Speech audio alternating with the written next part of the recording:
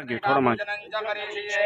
गणानंद्वा गणपतिं हवामहे प्रियानंद्वा प्रियपतिं हवामहे नीलानंद्वा नीलिपतिं हवामहे वसो मम आहमया निगर्भदमातु मयासि गर्भदम् राघुरवासी विसुतो विलासी सलाहो तुमिराजुरासी जाऊन त्यांच्या चरणांबुजासी दीनबुद्धी सकलायनासी तत्वाजामी वंदना वंदमान वरुणे हवदर्शको समान आयुः प्रमोखी वरुणाय नमः वरुण देवताभ्यो नमः ओम इमं मे वरुण श्रुति हवमद्याज प्रणयात् वामपसराजके गंगे देवने दैव गोदावरी सरस्वती नर्मदे सिंधु कावेरी जलेस्मिन् संगरो ओम वरुण नारायण महापुष्करादि सकल तीर्थेभ्यो नमः प्रार्थना पूर्वकं नमस्कारं करोमि रामाचं स्मरण करायचं रामाय रामभद्राय रामचंद्राय वेदसे रघुनाथाय नाथाय सीताय पते रामामि तव दास दास म्हणवी माते कशाचे भय रामा जाईल जे स्थळे सुखघना होईल ते जय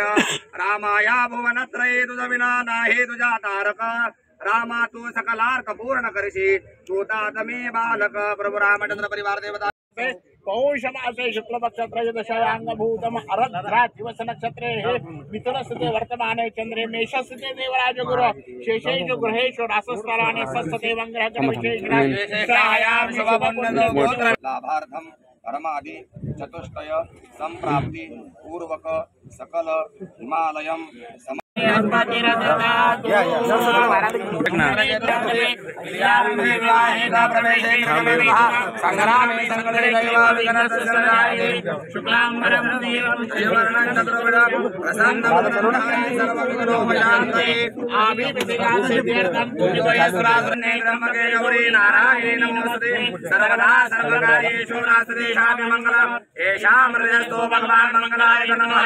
तदेव लग्नं सुगन्धदेवाता बलगन्धबलबलदेवा विद्याबलदेव बलदेवा लक्ष्मी बलदेव वरदास्मरामि दावस्येनामयस्येनामुदस्येनामरायः तेषामिन्दवरक्षामोर्जयसोजनाः यत्र योगेश्वर कृष्णो यत्र पार्थो धनुर्धरः तत्र श्रीगुरुभूते ध्रुवाणि द्रवणमः सर्वेष्वारम्भकारेषु श्रीभुवनेश्वराः देवादिदेवस्य ब्रह्मेशान ददानः मुंबई धडकणार आहे।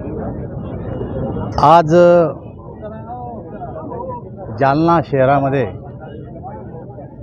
जो मोतीबाग आहे, जालन्याचं सौंदर्य आहे, या सौंदर्यामध्ये भर टाकण्यासाठी रेल्वे विभागातर्फे एक रेल्वे इंजिन या ठिकाणी दिलेलं आहे।